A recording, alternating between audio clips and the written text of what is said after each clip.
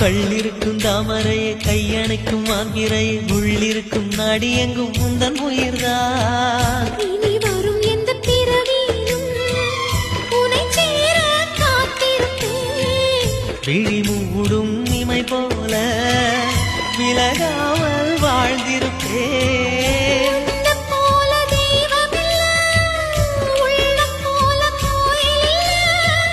தினந்தோறும் அர்ச்சனைதான், எனக்கு வேறு வேலை இல்ல.